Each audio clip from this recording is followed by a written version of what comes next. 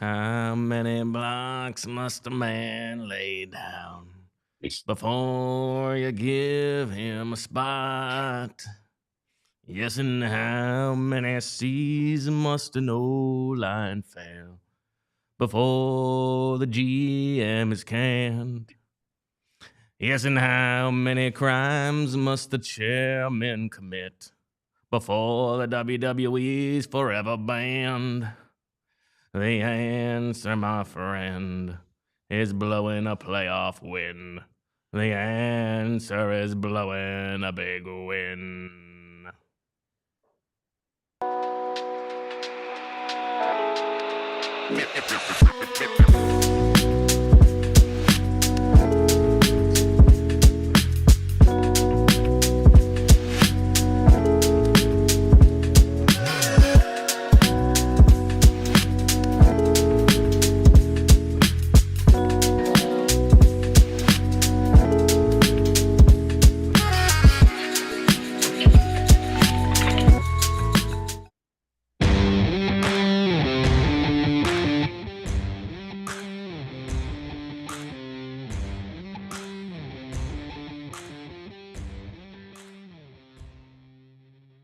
Welcome to the PHLY Eagles podcast on a Friday.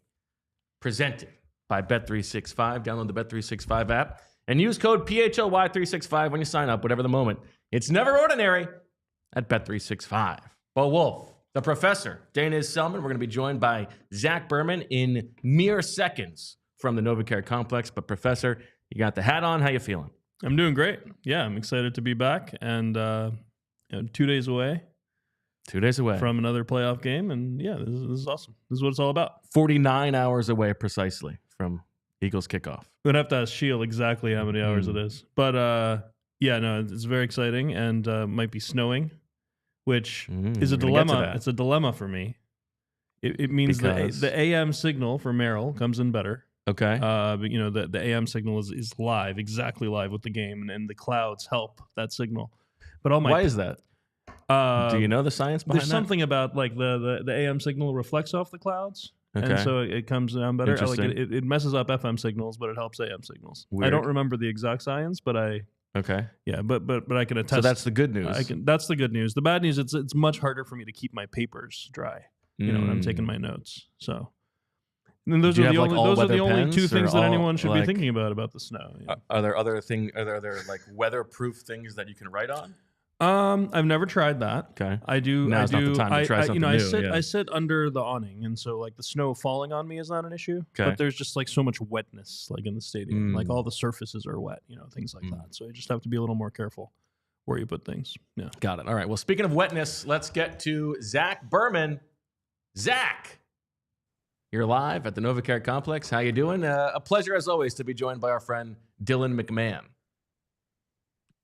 It's nice to see you guys as always. I will say, I'll tell the audience, Bo's creative genius, one of the wrinkles to it is he does it is we find out at the same time as the world. It's not one of these things where it's like, hey, I'm working on X, Y, or Z. What do you think of this before I put it out there? No. It was 10 minutes before the show. I'm just saying everything that Bo does, we find out the same time as you. So it's always our reactions. Was a little off. I was trying to have the actual song playing in my AirPods, but it stopped playing, and then the whole thing got messed up. Yeah, you and I our musical tastes are apparently different. I mean, I'm not a big music guy, but I do really like Bob Dylan, and I'm really into Bob Dylan's music and lyrics, and so I actually can't wait to see the movie. I've been listening to the soundtrack. So I don't I know you're incorporating Dylan McMahon. I do think we're the only show, Philadelphia or Los Angeles, that's probably spending time on Dylan McMahon this week. I think that's probably fair to say. I doubt that's true. And what percent of the audience can tell that's about Dylan McMahon? Is another question. But it's Bob Dylan with veiled references to Vince McMahon. It's Dylan McMahon, and they're also talking about the deposed center. I understood that. It's pretty obvious. I don't know if it's obvious, no subtext. but It's part of your creative genius. So, all right. So, it's how good to be on the do you show. believe that this Eagles defensive line is preparing for the rematch with Dylan McMahon, this revenge game? Has there been a conference call with Dylan McMahon, like Philadelphia reporters? Like, you know how they used to do those? Yeah. And is this a bigger revenge game for Dylan McMahon or Sean Desai? Good question. I have to say it's a bigger revenge game for Sean Desai than Dylan McMahon. Although, I was chatting with Trevor Keegan recently, and I did want to ask Trevor, like, you're the rookie who made it, right? Is this when you see Dylan McMahon? I talked to Trevor Keegan about Dylan McMahon. Okay. I'm sorry. That's okay. I don't think I missed it. It hasn't been. Oh, I didn't write anything about it. I just talked to him about it. Oh, okay. I got worried. Was there an article that I missed there? Yeah. Yeah, I was thinking that when I was speaking to Trevor. But in any event, how is the Eagles defensive line preparing for this? I think the Eagles defensive line overall is ready for this Rams front. I think that that's a spot where I think the Eagles actually believe they have an edge. This is not one of the better offensive lines in the league. We documented that yesterday. I think Jalen Carter and Milton Williams, they both had really good games. Jordan Davis actually had, and I think we discussed this yesterday too. We've done so many shows this week, so it might be blending together. But Jordan Davis had a really strong game against the Rams as well, I thought. So am I correct in saying that? I mean, I remember it being more of a Milton Williams game, but yeah. Milton Williams had, I believe, 2 sacks. I think he had a few like early down. I can look it up. I actually think that's a spot where the Eagles feel confident. I think for the Eagles defense, whether Dylan McMahon's out there, Dylan McMahon's not out there, I think the big question is going to be the Eagles linebackers. And Bo, I thought your analysis was spot on yesterday when I was listening back, that the Jeremiah Trotter the Jeremiah Trotter Jr. thing very well might be overstated from the media. I know people were saying Vic was effusive in his praise. It wasn't volunteered. It was brought up, and it was So I think it's a storyline that the media is gripping onto, and I certainly I don't think Jeremiah Trotter Jr. is going to be relegated to the sideline here, but I think Oren Burks is ahead of Jeremiah Trotter Jr. clearly. Yeah, I don't think there's any doubt about that. I mean, he played the whole game after Nakobe Dean went injured. They didn't rotate that. Yeah. He played most of that game in week 17. I think it's going to be similar to that. And then if Oren Burks is struggling, then maybe they're quicker to pull a trigger, something like that. Yeah, you're absolutely right. So I just got back from practice, and I'll tell you, Dallas Goedert is practicing today, so that illness is a 24-hour illness. Fortunately, well, he might still be feeling the effects of the illness, but it's not keeping him out of practice. Every player who's eligible to practice is practicing for the Eagles. That's the positive sign. I could say that it was, of the sessions this week, it was the nicest out there. It was. It wasn't too bad today. It was like a warmer, I don't want to call it like a spring day, but it certainly wasn't like the past 2 days. You didn't have the wind blistering in your face. Unfortunately for Eagles fans, for Professor Selman at the game on Sunday, for my son and my father-in-law at the game on Sunday, it's going to be, I think the conditions are going to be a lot different the next time the Eagles are in the lake. Well, we'll see. I mean, obviously, weather reports. I have a weather app. However, I do have a weather app. You have a weather app? I have weather app, and so I'm giving some expert analysis here. My weather app is telling me that it's just telling me that's the snow. Yeah. Go on. No, but I mean, it's possible that there's the snow. There's nothing that happens on Sunday. We all remember the snow game in 2013 against the Lions when it wasn't supposed to snow, and then all of a sudden it snowed so much right during game time. However, it is funny that right now the projections are for it to snow exactly from 3 to 6 in Philadelphia on Sunday. It's how do you think that this? It's like noon to. It's like exactly when I leave home until the game's over. And so, how would that affect this game, Zach? And how are the Eagles preparing for it to potentially affect the game? Yeah, it's a great question. And so I think the fact that it's in the forecast certainly helps the Eagles. and helps the Rams too. You think about that game, that Lions game, the Eagles Lions game in 2013. They weren't expecting that. And if I could butter you up again, I actually think the coolest thing that was done on that was you did an oral history for PhiladelphiaEagles.com, where you got some like really good insight for the players. I remember when I was writing my book, I actually was rereading that oral history. It's very nice of you. Thank you. Because the players were like they had to change their shoes at halftime here. Like I think going into, and I bring that up as a way of saying going into the game, and Nick Sirianni spoke about this today. They're prepared for all of this, right? So I don't think the snow is going to have an effect on preparation. I think it could have an effect on performance in this sense. And the conventional wisdom with this is that snow or weather can be a neutralizer. It can. We talked about this on the show this week, and so it could even up the game. It could provide more variance to the game, whether there's a turnover because of mishandling the ball, whether a player slips and therefore a player's open downfield, right? There's more room for variance when you add in the weather than when it's optimum conditions, or whether it's in a dome like in Los Angeles. I mean that's pretty clear. But I think if I can say this selfishly, I think aesthetically it's going to be awesome. Like take away the performance aspect of it. Football in the snow in the early afternoon or the late afternoon rather, tends to be like indelible images and fun to watch. And so I'm looking forward to that. I think the counter to that I would say, if you're trying to be optimistic from the Eagles, is that maybe it does even things up from a variance standpoint, and it probably shortens the game to some extent.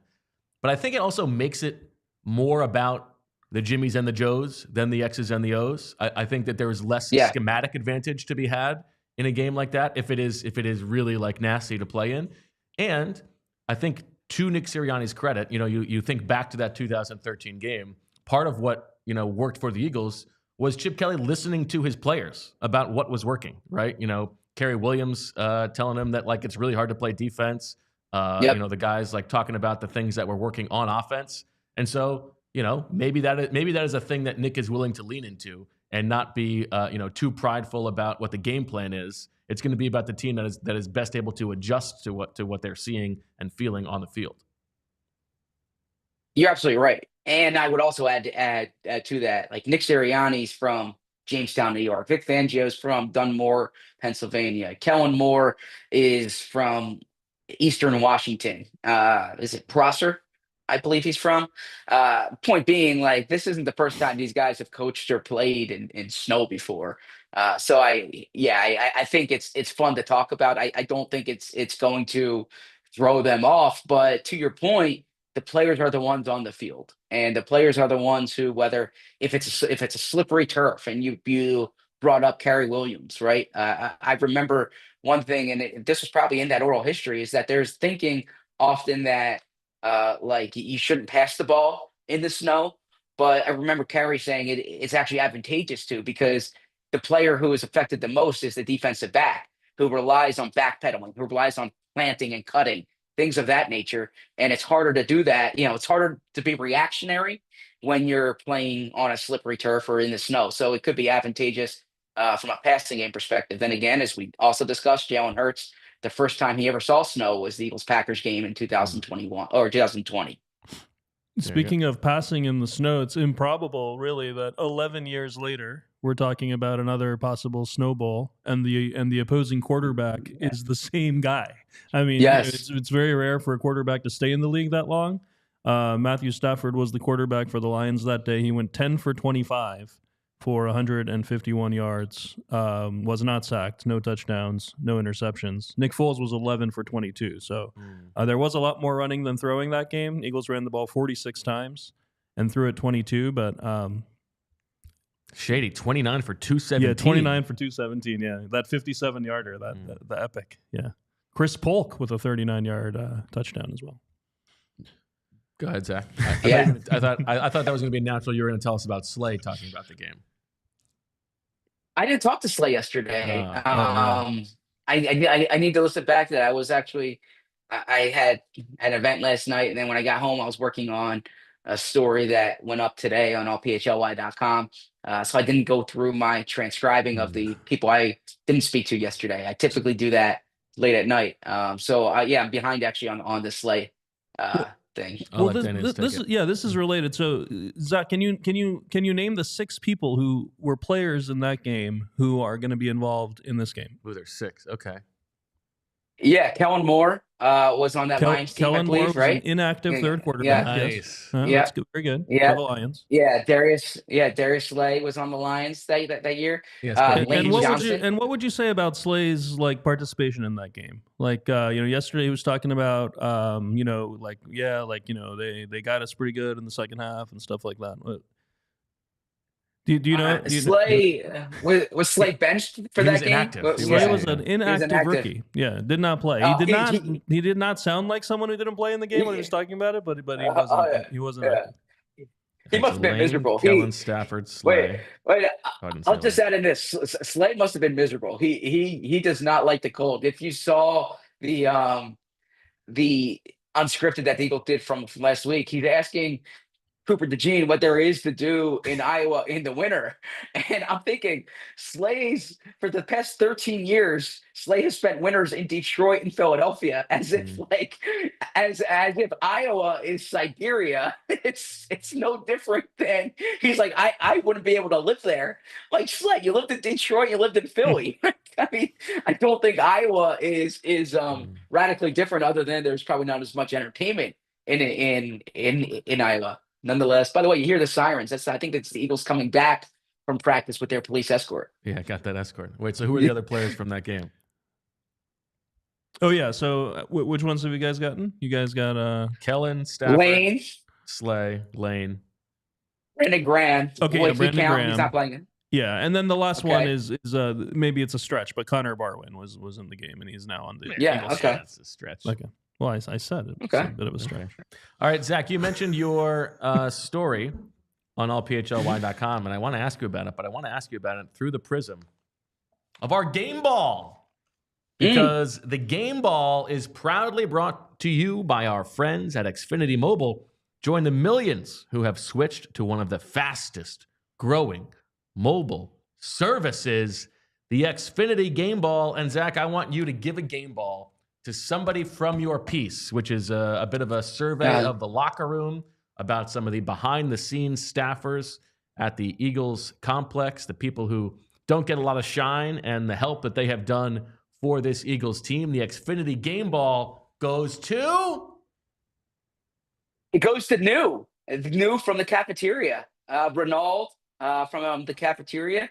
And by the way, before I get into this, just need to give credit to Bo and Shield. This is something that they had done before me at our former employer, and so this is kind of a spiritual ancestor to that story here, or to those stories, right? Like that's a direct ancestor. Yeah, okay, direct answer. I picked up the baton from you guys. New is so he's the breakfast chef at the facility, and players say that he remembers their orders, like specifically like Jake Elliott and Milton Williams and Grant Calcaterra and Jahan Dotson. They all brought up New, and as they walk in, and New remembers exactly what they want every single morning. And Dotson said he does this for every player, and like multiple players did. And a matter of fact, Moro Ojimo was walking by when I was speaking to Milton, and Moro was like, yeah, him too. Moro, by the way, for this, Moro circled back 3 times I saw different people that had several appearances. Moro circled back 3 times. And even this is how helpful he was. He looked up in the database to get New's name, the spelling of New's name for me, because I can't look that up in the Eagles directory. There's so many other people, and there's more. There's other interviews that I had for this. I used 25. I might circle back with more on this. I had about 32 players for this, but I'm thinking I can do 2 parts and try to get more. I just wanted to get this up before this game in case the season's over. but it might not be, and it's a good follow-up next week or leading into the Super Bowl. I think the equipment guys, they deserve attention here. Peter Gould, he's someone that I see in the locker room every day. Those guys work their rear ends off, and there's a lot of odd jobs that they do. I thought, this is something that this is a story that's obviously been done before by Bo Shield. We've written before about other behind the scenes people, but the light bulb went off in my head when Jalen Hurts said that in the Cincinnati game when he lost his cleats and Pete Gould had to get him that second cleat, put it on. And Jalen's like, you guys don't realize how much these guys do. And so so that was kind of the genesis for bringing it back up. And then, CJ Gardner-Johnson, he got holiday gifts for everyone in the cafeteria and everyone on the training staff. And so I went around to try to speak to as many players as I could, and I'll continue to get more from this. Some players spoke more generally. A lot of players spoke specifically. You hear different trainers work with different position groups, different people. There's some stuff that I couldn't include there from like some personal family stuff that some behind the scenes people helped with that I think really kind of speaks to, look, we talk about the players, the coaches, some of the executives, but there's a lot of people who work, I don't want to say thankless jobs, but thankless hours and do everything they can for the product of fantasy on Sunday. And I think those people really deserve some shine. Well said. Check out that story if you are a diehard or become a diehard to read it on allphly.com. Congratulations to New for the Xfinity game ball. Love that. There you go. I like that. Exactly. Like that. Was he there when you were there? Was he there when you were there making breakfast? I don't think so. Okay, yeah, because I take pride in knowing the name of everyone that I see on a daily basis. Like, I can tell you every equipment person and trainer that I see, but I'm not in the cafeteria, so I don't know the cafeteria workers. Yes, but those were always the light of the NovaCare complex, the people doing all that work. So thank you for getting the shine on those people, Zach. A super chat from Aaron, who says, did you run into Oren at the trot spot? I did not run into Oren at the trot spot. I don't think the trot spot exists anymore. I ran into Oren at a different car wash in South Philly. Got it. And then we also have a super chat from evil Zach Berman with no words, which would be the evil Zach Berman. You would turn evil if you had no words at your disposal. Yeah, this is probably Emily Berman describing me when I saw Tim McManus' story this week. No, I'm joking. Tim did a great job on that piece. Yes. I don't know what made you evil. What were you doing around the house? That was no. It just means like frustrated Zach Berman, right? Yeah, but yeah. So when someone has a good story, yeah. Okay. Anything else to share with us from the week of the locker room, or anything else that you want to get off your chest? No, Kellen Moore interviewing today, and then two tomorrow as well. Nick Sirianni doesn't think that it's going to affect Kellen Moore's preparation. I said this on Anthony's show. The hay is in the barn, so to speak, come Friday. That's always kind of been the way it is. So they have a walkthrough. They have meetings. Nick said today that Kellen Moore's going to be at all those meetings. But just one little nugget before I head to the locker room is you saw Cliff Kingsbury. He's declining interviews until after the playoffs. Now, he's been a head coach before. There might not be the same urgency as Kellen Moore. This is like a tailor-made opportunity. But Nick Sirianni, when Cleveland was interested in Nick Sirianni back, I believe it was 2019 or 2020, Nick Sirianni specifically said that he said then, or I heard that he said then, that he was not going to interview until after the postseason. Right. And he didn't get that job. Now, by the way, I don't want to deify Nick here because the Colts lost in the divisional round, so it actually didn't really affect the timeline too much. But it was one thing I remember when Nick got hired. Yeah, when Nick got hired, I had heard that he had interest before, but he was not going to interview for the Browns job until everything was wrapped up with the Colts. And I think that's an interesting nugget given that the Eagles offensive coordinator is doing 3 interviews. The the day before the Definitely game. Interesting Yeah. to think back on. I guess you could talk yourself into, like, if it's your first interview, you might need a little bit more headspace. Like Kellen Moore's already done some of these interviews. Sure. You know, Yes, true. Maybe it's less of a distraction for him, but I don't know. And they're intentionally also, late in the week, right? So it's after on. all the Exactly. practices. It's after all the game planning is done. Yeah. It's probably the day he's supposed to just kind of relax anyway. What is the question that Zach Berman wanted to ask? Wait, just to defend Kellen Moore real quick. Like, if Kellen Moore didn't do these interviews now and the Eagles made the Super Bowl, he wouldn't be able to talk to teams until the Super Bowl week. So he literally might categorically eliminate himself from some of these jobs. This first round of virtual interviews is done for teams in this round, and then they can't talk again until the Super Bowl week. I believe, or like that bye week. So it kind of gives him time. Yeah. The actual super chat message from Evil Zach Berman was supposed to be, "I love walking around the house with my shoes on." Which is what I thought Zach was going to say when he said it's I appreciate it. And we did say, by the way, after that show, she's like, that is right. You do walk around with your shoes on, but now not anymore. Now I got the slippers from our loyal audience, from the sickos, and I'm so grateful for that. Yeah, what have you done? Much with more those so. Much more so than the delivery mechanism, I should say. I'm grateful for the people who purchased it. What am I doing with the pink ones? The pink ones are there. I offered them up to Emily. Reed wore them. Reed said they were drippy. Now there's a man. But they're a little big. Yeah. Thank you, Reed. Oh, Reed loves that is a man comfortable in his machismo. Love that. Yeah, Reed's favorite thing to wear during the summer. I got him like a knockoff, the San Diego Padres City Connect jersey, and it has it's like pink and green, and the one I'm talking about. No, that's okay. Okay, if you know, he loves City Connect jerseys, and there's like you can get knockoff City Connect jerseys for $15, and he wears this Padres knockoff one, and he loves like this. He calls it drippy.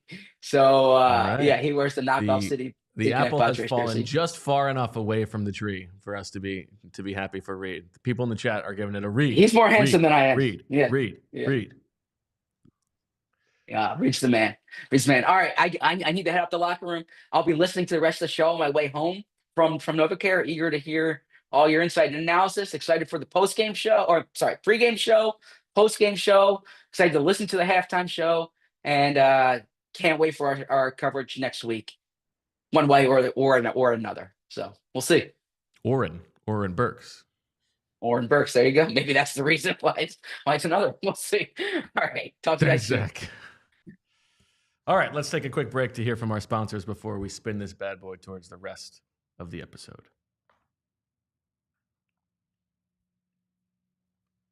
Let's talk about our friends just 18 miles away. That's right. Talking about Valley Forge. Because winter weekend getaways and family-friendly affordability await you in Valley Forge in Montgomery County, Pennsylvania. Valley Forge and Montgomery County have so much to offer, like must-see historical sites, tons of family attractions, a vibrant art scene, outdoor activities, shopping, and more. I think if you're looking for all right, I know that on Sunday I need to cut out time from the family to sit down and be a sicko and watch this Eagles game. But maybe I could do a little give back on Saturday, score some points, get it even on the ledger, take a little family vacation, little day trip to Valley Forge, because it's just 18 miles from downtown Philadelphia. ValleyForge.org can help you discover hidden gems, endless activities, and tons of places to stay in Montco.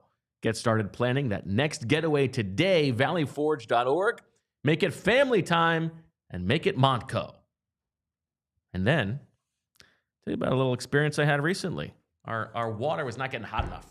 I kept turning up the dial on that water heater, and it would fix it temporarily for 24 hours, but then that temperature would keep coming back down. So, all right, got to get this water heater serviced. Who do you think I called? Not the Ghostbusters, but Ace Hardware Home Services, and they came out that same day, fixed it. We've been good to go ever since. dynamite job from the folks at Ace Hardware Home Services. And that's what they bring. They bring experience. Local plumbers and techs who handle everything from repairs and seasonal maintenance to installations and upgrade. They bring understanding. They listen to your goals, and the job isn't completed until you are satisfied. And they bring helpful to your home, so you can spend more time on the projects that really matter. So they took care of that so that I was able to work on the lyrics for the Dylan McMahon stuff. It all worked out. Visit Ace Hardware Home Services online at www.acehardwarehomeservices.com to get started on your next project. All right, Professor, what's popping? All right. How you living? Living good. Tired as I was last week, but Grinding the film? Yeah, grinding the film, getting ready for classes have started this week, actually, so you've got double duty again. A little annoying, distracting. Yeah, I wish they'd push the semester back to after the Super Bowl. Do you ever have students in the class who are sickos? Or? Sometimes, okay. Yeah, I get that sometimes. They're like, this is weird, but I listened to you on the thing. Heard you had a celebrity sighting at the pregame warm-ups last week. Yeah, Jane's music teacher's fiance. Yes, shout out. I wish I remembered your name, but shout out. Yeah. Bo has also met him. I don't want to be wrong. He's super nice. And Miss Anna is a superstar in our house. His actual seats are in the section where I like sneak down to watch warm-ups. Yeah. Oh, so he's better than you. Well, I mean, he's probably richer than me. Yeah. I don't know that we can say that definitively. Maybe not. Certainly cooler than you. I mean, might not be a high bar. Yeah. An accomplished musician in his own right. There you go. I'm doing well. I've been wrestling with like how to feel about. I feel like I'm the team's winning guy. Like I defend Nick Sirianni a lot. Yeah. People quarterback are like, wins. What does he do? What you think is the most important? I just think it's fun. That's I don't know about quarterback wins, but I do think like for a head coach, like wins should matter. And so this conservative approach on offense, one of the things that Nick said today in his press conference about people asked him about the question was about Jalen, I think, right? And he kind of turned it into like, well, Jalen wins and. Yeah. Oh, yeah. And then Zach he said, asked him what the most important stat is, and he said, "Right, wins. Right. That's right." And then he said, people might care about other things, referring to passing yards and stuff. And he said, "But we care about the thing that matters." And I thought he was going to say wins, and he said turnover differential. And it emphasized turnover differential and explosive plays. Those are the two things he always talks about. And all of a sudden, explosive plays are not so important to him anymore. Yes, and so one of the things we can start this with, I guess, is just looking back at the explosive plays this season, especially in the passing game. Okay, when you look at plays that were 20 yards or more in the passing game by game this year, in the Tanner McKee game there were 5. In that Steelers game there were 6. But when you look at like the Ravens game, there were none. The Panthers game there was 1. The Commanders game there was 1. There were 2 against the Packers, but one was on the bubble screen to Dallas Goedert, where it was like and for the season, it started out pretty good. There were like 4 or 5 a game for the first half of the season, and kind of after the bye, when they started getting more conservative, that stopped. The downfield throw stopped, as you pointed out. The only one against the Packers was the fake sneak. And when you look at 50-plus yard receptions on the season, like truly explosive plays, something that we've seen this offense have in past years. The last one was the Dallas Goedert's best play of his career in week 3. Wow. Okay. Yeah, that's the last time the Eagles had a 50-plus yard pass play. I mean, and they've had like 3 50-plus yard runs? There have been more than that. There have been 2, 3, 5, 6 50-plus yard runs. Wow. Yeah. I mean, like the 2 against the Rams, where Saquon was 70-plus, and had the one against the Commanders as well. I have been skeptical of the notion that it's like a reflection of the coaching staff just telling Jalen to protect the ball more. And like that this is a conscious decision for them to do that, because to me that seems kind of asinine. I mean, protect the ball, yes, but it doesn't have to be protect the ball at the expense of ever trying to throw the ball downfield. Yeah. But the more I hear them talk about it, and the more you hear other people talk about it, on or just, talking to people in the building, I kind of think that is what's happening.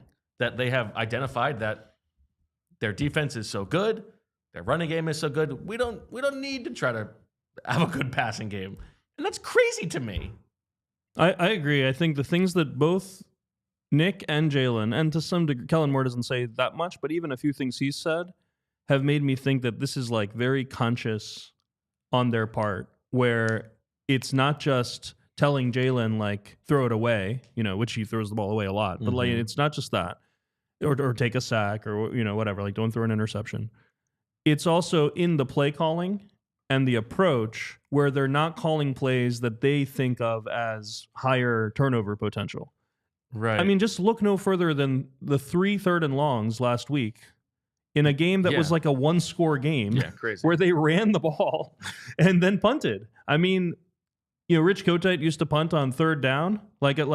He actually punted. For you kids out there, I'm not kidding. Like, you can look this up. Rich Kotite punted the ball on 3rd down sometimes because he wanted to catch them without a punt returner, which is like very funny. I mean, that's a lower turnover play than running the ball. Why not just punt the ball on 3rd down if that's the goal? It's also like I'm sorry, but like go routes along the sideline are not high turnover probability plays. No, like those are safe plays. Yeah, I mean, when's the last? I guess the last time would be like in that Seattle game. There was an interception on a deep ball. At the one that they freelanced. Yeah, but that's like the last one I remember. I mean, like that's not the kind of play exactly like you're saying, especially when you have AJ Brown like fighting for the ball. I mean, it's just not something you're likely to see, and it's frustrating because yes, the team's winning, and yes, your goal should be to maximize your chance of winning. And if you think that a turnover is like the only way the other team can win, then sure, make sure you don't turn it over. But for that to be the approach in like the first half of a 1-score game where you're not even trying to get 12 yards when you have this much talent on offense is kind of a loser approach. And it's also not necessarily going to end up being correct in that game. Like what would happen if the Packers came back and won the game by 1 score? Wouldn't you look back at that 3rd and 12 and be like, man, I wish we had gone for that. Yeah. Like maybe we could have scored on that drive. And so that's a little frustrating. It's funny. There was that 8-minute drive in the first half of the 4th quarter in this last game, resulted in a field goal. It went from 16-10 to 19-10. And it's one of those things where it's like, obviously that was good, right? Like that taking half the time off the clock and making it a 2-score game was like the perfect thing to happen there. But part of me was like, this team, when the defense is shutting down the other team, should not be trying to run clock like up 6 in the 4th quarter. Like that game should have been like 36-10. You know what I mean? Like I'm not saying they did the wrong thing by taking that approach on that drive, but the reason it's coming down to that drive is because this is the 13th most efficient offense in the league when it should be one of the most efficient offenses of all time. It's related to the conversation that Zach and I had before about those midfield punts where it's like, well, you got to trust the defense and back them up. No, like trust the defense by trying to score on offense and knowing that if you don't, that the defense is gonna have your back. Right. Yeah. The 4th and 5 punt from the plus 45, and then also at the end of the half. I mean, like end of halves have been an issue all year, but you have 4th and 4 at the 39 after the Zack Baun interception. Yeah, just run a play and get 4 yards, man. Yeah. Like it's like you're trying to draw them offside. You get called for a false start. Now it's 4th and 9. Honestly, still go for it, right? Because the downside is they get the one downside play is they have to go yards. further. Yeah, they have to go further than you do. Like you're closer to scoring at that moment than they are, and yet you're choosing to keep the status quo. Let's make sure it stays 10-0, and that's kind of that thing. And then from an aesthetic game enjoyment process thing, the Eagles started the game 3 for 6 in pass success rate. So the first 6 times they called a pass play, it was a successful play, 3 for 6. And then they had 11 consecutive unsuccessful pass plays. And just think about how that feels like watching the game in the stands. Like that's why people were booing. I mean, 11 consecutive unsuccessful. That's not 11 straight incompletions, but it's unsuccessful plays, meaning if you complete like a 3-yard pass on first down, that's considered unsuccessful. So that's what we were looking at. They finished the game 35% success rate. That's the lowest rate of the season. There were 9 successful pass plays in the game. That was the fewest of any Jalen Hurts career game. So just like the number of plays where you're like, good job, pass game. And that includes scrambles, by the way. Okay. Single digits for a whole game. That's like crazy. You watch it, you sit there for 3 hours and that happens 9 times. I mean, that's not like, it's just not pleasing. I know Claire loves running the ball, but like the run game wasn't, like exactly explosive in this game either. So I'm just worried. It's so hard. It's hard because it's like, this team isn't good. It's so Debbie Downer about a team that is arguably the favorites to go to the Super Bowl. Yeah, it's because I want to win the game in Detroit next week, right? It's like, how are you gonna win that game? Yeah, like when the other team isn't going to be shut down. But you don't necessarily have to win these games the way you're going to have to win that game. Like I get that. Maybe it goes to the thing that Jalen said. Like every game is a little different. My job's a little bit different in every game. But it is also like now maybe it's because they get the turnover on the kickoff and score a touchdown. But it's kind of funny to go into a game being like, oh, this is not one of those games where I'm going to have to throw the ball. Like we've got such an advantage in this game. It's just next week.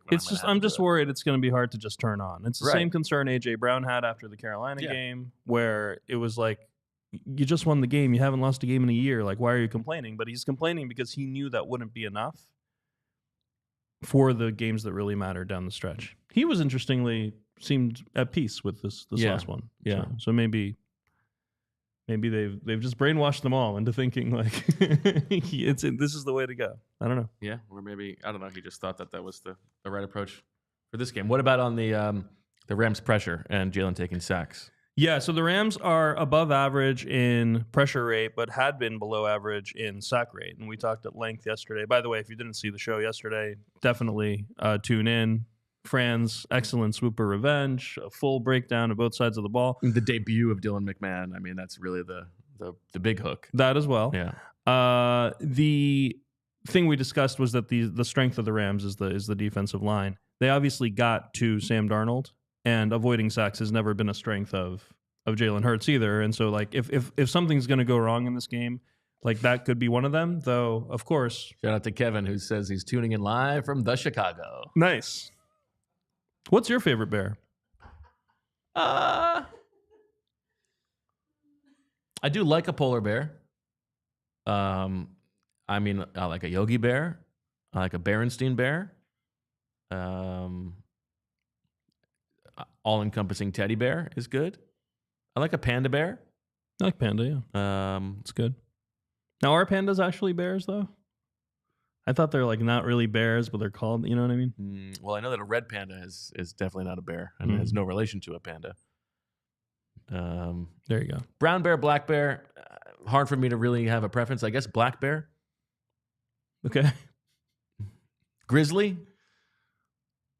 Kind of scary, grizzly. Yeah. I like teddy bears. Okay. Did we get all the we have a lot of teddy bears. Koala bear. No, that's definitely not a bear. Koala bear.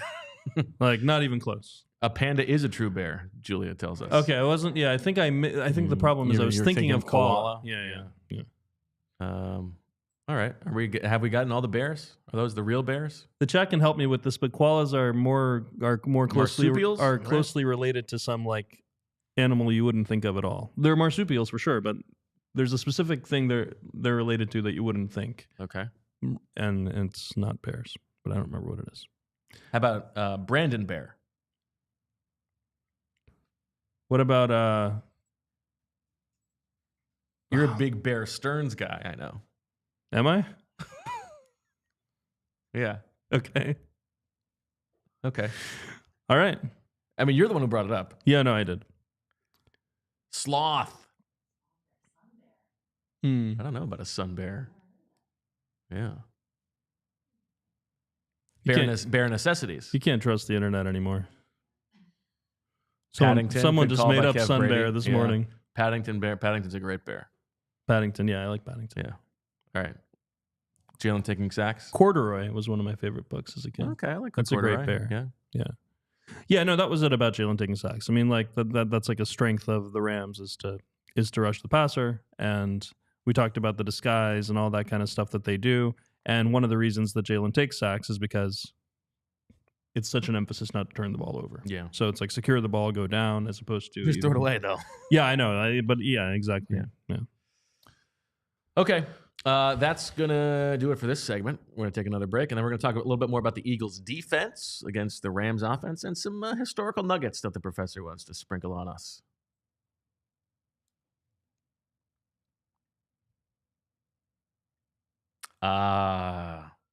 Rocket Money. I've talked about this before.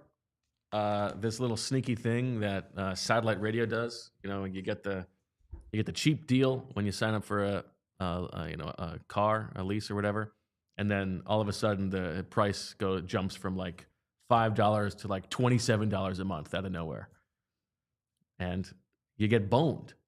And this happened to me just this month. Here comes the bone. Well, guess what? Who had my back? Rocket Money.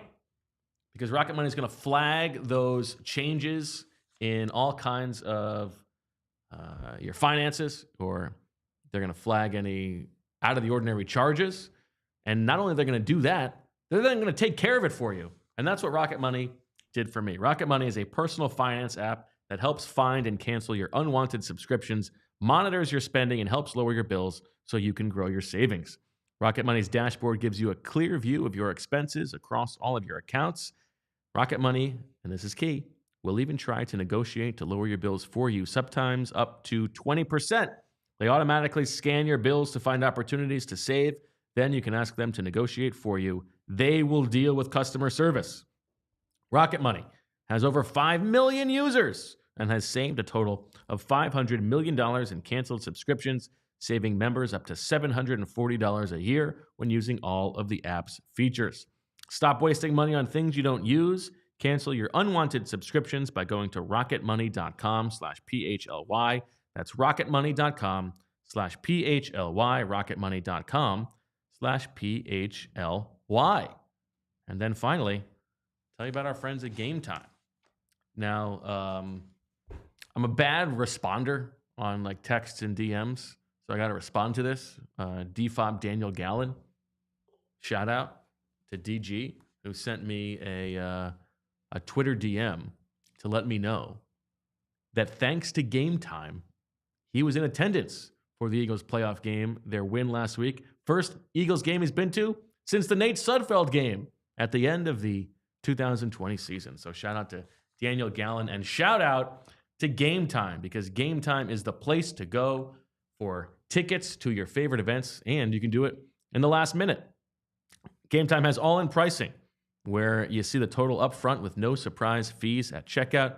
You get a panoramic view from your seat in the app before you buy. There's the lowest price guarantee, where Game Time will credit you 110% of the difference. And there's Game Time ticket coverage, where your tickets are guaranteed to be delivered on time and your purchase is covered with the most flexible customer service policy in the ticketing industry. Take the guesswork out of buying tickets with Game Time.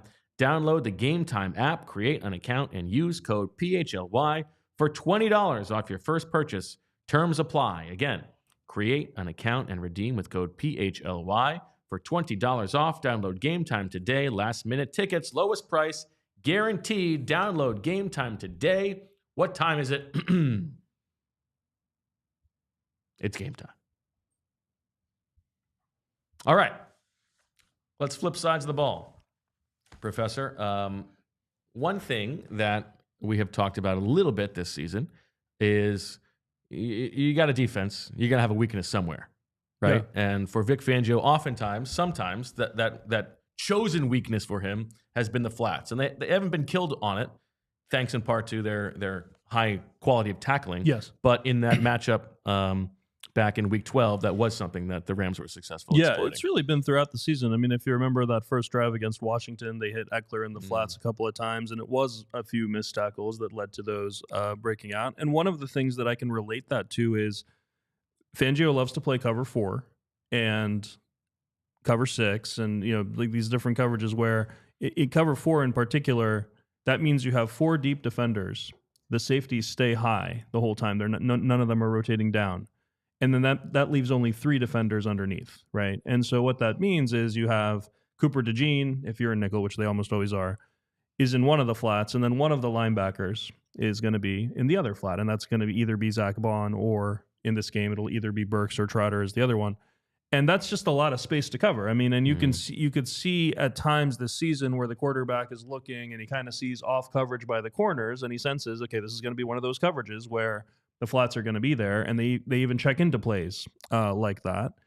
And in this last game against Green Bay, and I'll relate it to that first Rams game in a second, this last game against Green Bay, the Eagles played more cover 4 than in any game all year. It was over 50% on dropbacks.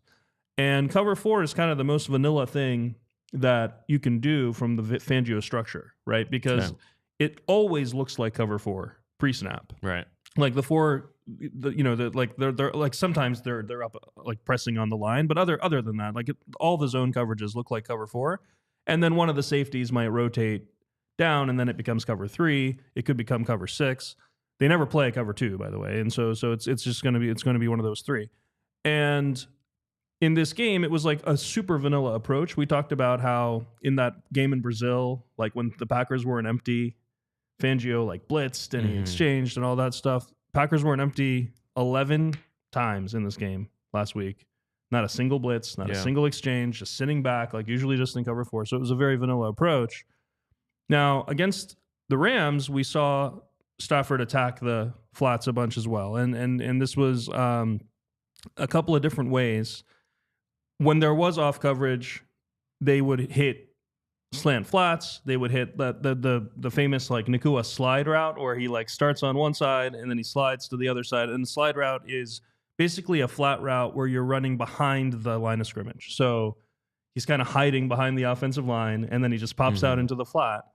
And that's almost... And they call it a slide route because the whole time he's running, he goes, whee! That's right. Yeah. That's exactly what he's doing. And that's almost always coupled with some sort of vertical route from that side. So that lifts the coverage. It leaves the flat open. And that was something that the Rams were able to do in that game. 2 times they caught the Eagles sleeping out of a TV timeout.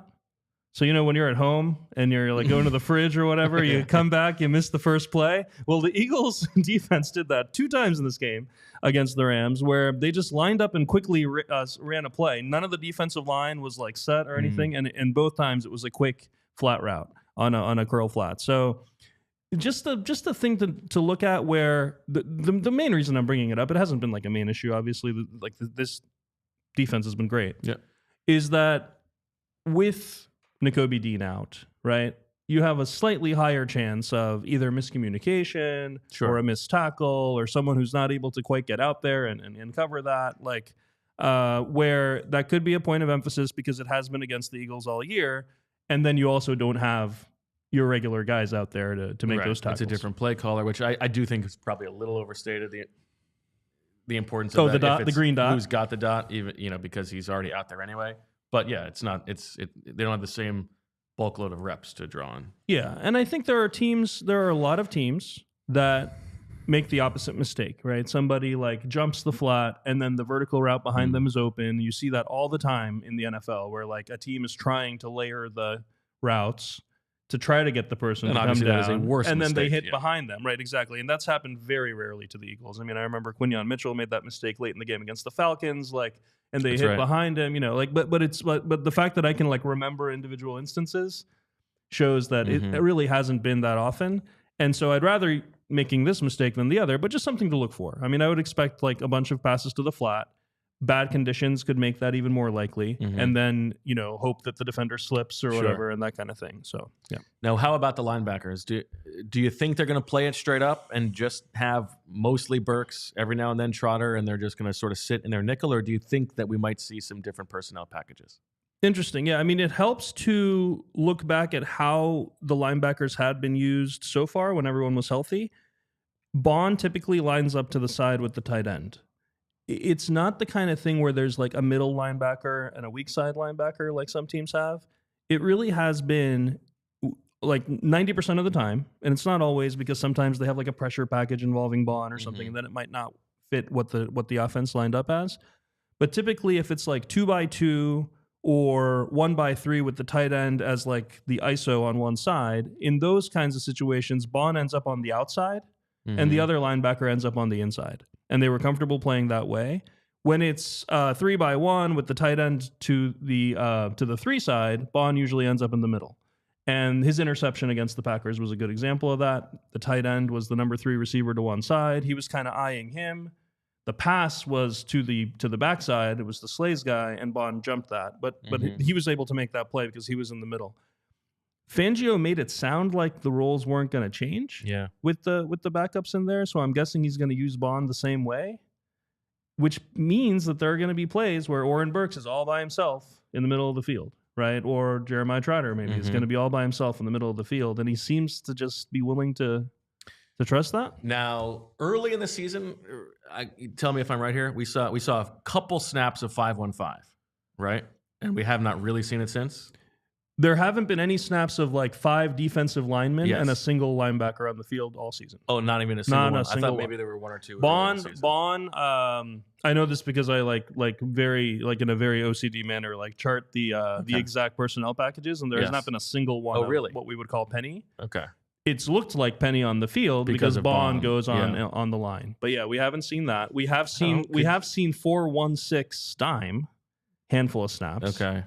And actually, there were 10 snaps of dime against the Rams in Week 12. I asked Zach if he could ask Fangio on Tuesday about this, and Zach has been very nice about this, by the way, and he did. And Fangio just said... it's been an interesting storyline for me to follow on that text thread of just how far you're willing to push it and how far he is willing to let you push it. I mean... He has his own job to do. He has his own questions. He gets them in first, and then near the end, he's gotten mine in, I'm very grateful for that. But... Fangio said he didn't remember why, which was such an endearing answer. Like you could tell he was just being honest. Like he just didn't remember. I couldn't find a pattern of why or anything. But I don't know. Intellectually, I could. It makes sense to do it to maybe have a couple snaps of that this week. But maybe it was a 2-part, especially if it's a bad weather game and you need to have the body on the line of scrimmage. I don't know. In that game, Zack Baun lined up against the Rams. He lined up on the line of scrimmage 9 times. Okay. 8 of the times it was on a pass play, and 7 of those 8 he actually rushed the passer. So it was like a kind of aggressive usage of Baun as a pass rusher in that game. So he's not gonna. I doubt he would use one of the other linebackers in that role. Like it's going to be Baun in that role, and that does leave the one other guy. And then of course the famous Fangio approach to McVay, like the 6-1, line or whatever. Didn't do a whole lot of 6-1 in that game this year, but he did do a bunch of the 5-1, and so that's gonna isolate a linebacker. There's no way McVay's not going to try to test that linebacker, and there are going to be some plays where we're like, oh yeah, like Trotter wasn't able to cover a guy or whatever. And just going to have to live with that. Everyone else is going to have to swarm and tackle and all those things. Titans are hiring Chiefs assistant general manager Mike Borgonzi as their general manager. Yeah. With the coach in place. Yes. Borgo. Getting it done. All right. Well, nice. Good luck. Good luck to him. All right. Anything else on this side of the matchup before we get to some of your nuggies? Not much, really. I mean, one thing that just because some people might remember, you guys had Jordan Rodrigo on before the Week 12 game, and she talked about how much pistol the Rams were using this year. They were 3rd in the league at pistol going into that game, 21%. They've used pistol 3 snaps since then or something. They've just completely eliminated it from the offense. Jordan had him pegged. And now everybody knows we can't do it anymore. Exactly. Yeah. They were running outside zone out of pistol. They were doing a bunch of play action off of it. They completely stopped. I don't know why, but Fran was pointing out that the run game has gotten a lot more efficient since they stopped the pistol stuff. I don't know if it's correlated to that, but their run game was not doing very well going into that game. They've been a lot better since. Okay. If you're watching on Fast, we appreciate it. Thanks for hanging. We've got a little bit more. And if you want to check it out, go to allphly.com. What else you got? You want to talk some playoff history? Please. All right, so Eagles are 6-0 all time in divisional round home games. Okay. Now, all 6 of those were with the bye, right? So you have that caveat now. This is the first time you're coming off a playoff game into this, so it's a little different. The only other time the Eagles have ever been the 2 seed was the first time they played a divisional home game. That was the 1980 home game against the Vikings. Okay. 31-16 win, and in the other divisional round, which is what we're hoping happens this week, the number 1 seed, Atlanta Falcons lost to Dallas, which meant that the NFC Championship game was here. Yes. The famous Wilbert Montgomery game. And that was the first one. No divisional home games for 22 years after that. The next one was 2002. Okay. What's the play you think of in that game? Is that the crumpler? No, that's not. No. That was championship game 2 years later. But very similar, same player. Brian Dawkins. Is it the flying? No, it was Brian Dawkins just absolutely destroying Michael Vick near the goal line on a scramble. So that was 2002. 2003, Green Bay, 4th and 26. And then you've got 2004 against the Mike Tice Vikings team. That was the Freddie Mitchell. I thank my hands for being so great. Okay, he recovered a fumble in the end zone. Did the Randy Moss had done the mooning celebration the week before, yes. And Freddie Mitchell. That did is the a disgusting act. Yeah, he and Freddie Mitchell did the disgusting act. Yeah. Was that Joe Buck? That was Joe Buck. Yeah. Freddie Mitchell did before he was cool. Yeah, exactly. Freddie Mitchell did the pulling the pants on celebration, and then he did the belt that he always did to put the pants on. That was great. It was the best Freddie Mitchell celebration by a mile. 2017, Atlanta. Sure. The Keanu O'Neal Neon O'Neal. Yeah, there you go. And then 2022 against the Giants. Yeah. Just the absolute rout. So those are the 6. Now, 3 times the Eagles have played the Rams in the playoffs. They are 1-2. The only win came back in 1949 NFL championship game, 14-0 The head coach was. I missed the beginning. I'm sorry. That's okay. I missed my active listening. No, you're good. 1949 1949 NFL championship game. Oh, was it your boy? Oh, of course.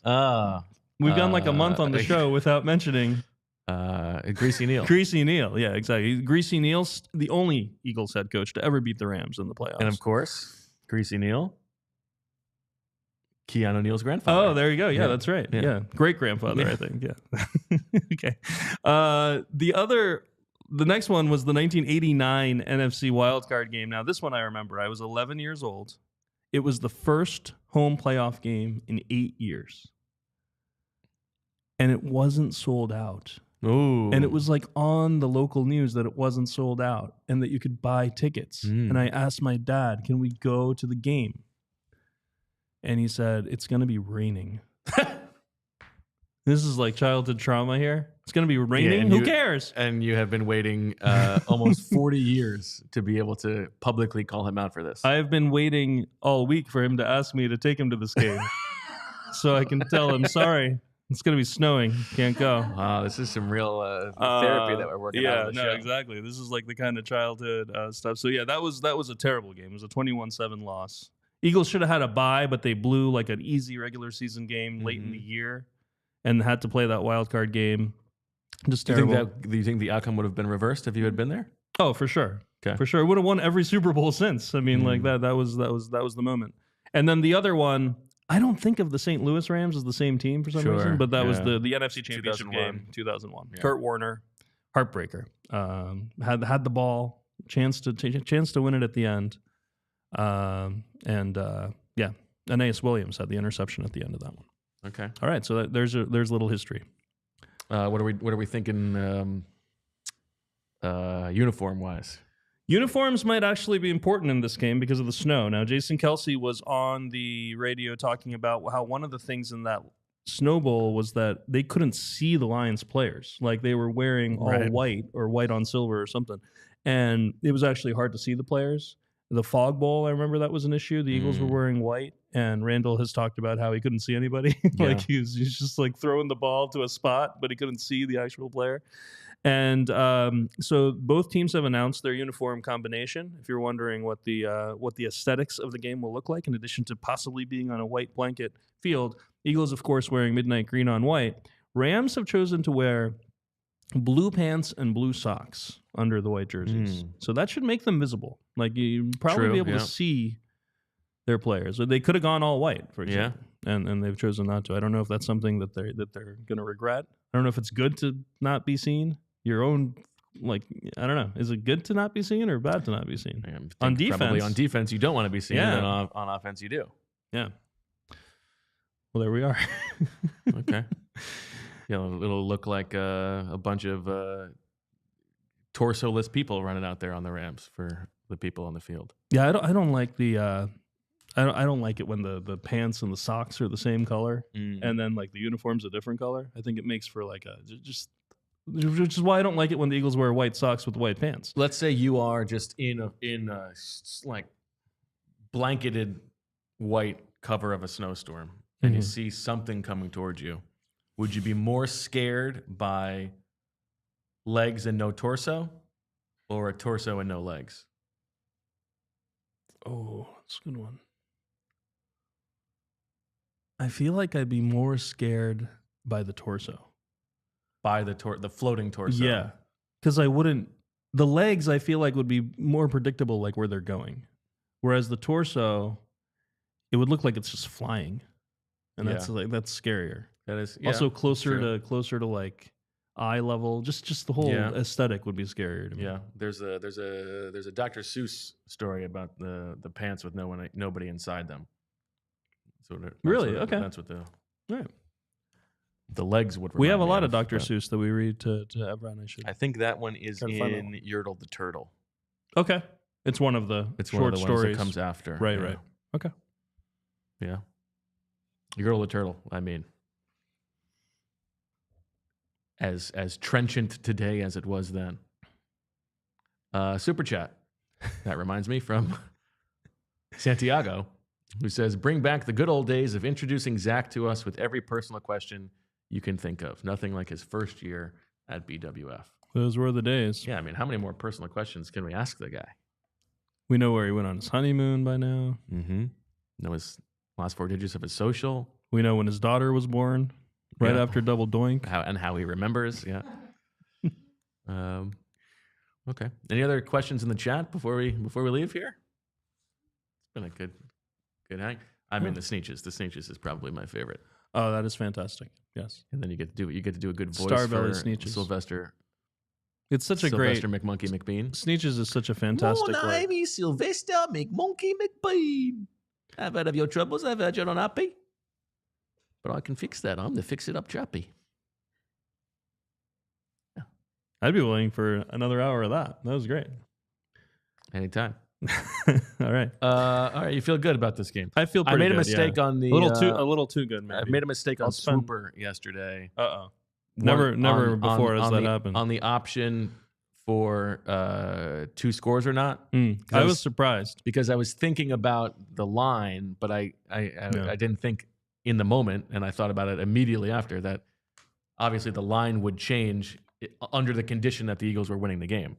Like you're taking away the 40% possibility of them losing the game, and so obviously because you don't get credit, should be higher. You don't get credit unless the Eagles win. Exactly. So you needed it's right. So you're banking on that was a bad choice. You're banking on a kind of precise thing of a 1-score Eagles win. Yeah, that was the wrong move. No.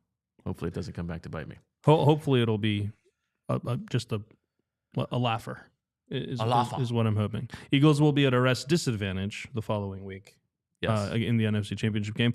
Now, the rest advantage, people have talked about that this week as a thing that's like, people have talked a lot about obviously a much more important thing than football, the fires in LA affecting the Rams and also the rest disadvantage. The fires are a unique thing and it's impossible to tell like how that's going to affect how they play. But the rest advantage, remember, just 3 years ago, the Rams were in exactly the same situation. 2021, they played the Monday Night Football wild card game at home against the Cardinals. They won the game. They then went to the number 2 seed, Tampa Bay. That's right. The next week, that Tampa Bay had just destroyed the Eagles the week before. Mm-hmm. And they won that game. And then they won the next game. And then they won the next game. And they won the Super Bowl, starting the playoffs in exactly this way. Number 4 seed at home, playing on short rest in the divisional round. So, and McVay talked about that this week. He said, like, we've done this, like, we know exactly how to schedule the week and all that. So it's not a new thing for him. And that was Tampa's an even longer trip than Philadelphia. Yeah, and they were underdogs in that game and all that. So, I mean, for what that's worth. But. Okay, you're trying to talk yourself into some thought of a well, I can take you behind the scenes. I mean, I'm going to spend tomorrow on NFL Pro just filtering all of the Rams' best plays from the season, Okay. and just watching those. Like so that's how I get ready. You need to bring it down. Yeah, that's how I get ready. If I feel a little overconfident the day before, I just sit down and I'm like, 20+ yard plays, sacks by the defense, interceptions by the defense. Do you do the reverse if there are times when you feel? Sometimes if I feel a little worried. Yeah. Before the Super Bowl, I watched like all of Mahomes' interceptions, that kind of thing. Yeah, and then there was there were 4 of them, and that's the problem. On one hand, it's good because it doesn't take too long. Yeah, I was able to do it. But it's just the self therapy for me. It's a way that I get into the right mindset. Okay, Julia, how you feeling about the game? I'm feeling great. Yeah, but also maybe too great. Yeah. Julia, before the game was planning next week's shows, and she was like, "If we lose somehow, I don't know how that could happen." And I was like, "Well, they could score more points, like it happens." But I'll be pacing for sure. Bo, I have a comment from Adam P, who I met at the Flyers takeover. Very lovely guy, and his wife Vanessa. He said he messaged you, I believe, on Twitter. I'll ask him, but he won something at like March Madness, and he was supposed to get a prize. Okay. And you never responded to him. Well, I certainly don't remember the message, but I'm happy to give him a prize. I believe him. Email me, bo@allphly.com. There you go. You never sent me Thank my you. shirt from the very first time I emailed. I got you a shirt last week, 2 weeks ago. I paid it off. That's true. Yeah, I can't be held to respond to every Twitter message. I don't see them all because the whole thing is fakakta. Yeah. Get on Blue Sky and send me a message there. We apologize. actually do need more of the sports, football, NFL community to get on Blue Sky. It would be nice. That actually reminds me. Maybe this is how we should end the show. I had a lovely email sent from R, who I don't think wants his name. Oh, Ryan. I can say his name, Ryan. And he was hit by that inspiration bug with specific Zach Berman lyrics, Zach Berman tinged lyrics to Greg Olson's portion of the 7th Floor Crew rap. So, I don't know. I can give this a shot. Let's see how it goes. What's your name, Z Berm? What you do? Get red. Get red. How you do it? Ride all night and I never go to bed. Chilling on the 7th floor. Gotta let these sickos know. Big Zach is in the house and I'm finna have a great show. At NovaCare, at the link. My 2 aren't in the pink. Wear my shoes in my home, even in the intimate dome. Standing up when I pee. Both should be more like me. Come on, fellas, let's get weird. Whisper Blue Chew ads in your ear. Took Emily to Sushi Raw, but I never got into Gabe Hall. Wait a minute, Gabe Hall? Gabe Hall. Go Birds, says Ryan. That's fantastic. There's some genius in there. So thank you to Ryan. Hopefully Zach makes it to the end of this show. He's like, what? Now, unfortunately, I do have to tell everybody. Zach bailed on the road trip to Detroit. So if you're looking for bad news, bad juju, that could be what is to blame. So New Orleans. New Orleans instead. That's what we're going to do. All right. That'll do it for this episode of the PHLY Eagles podcast.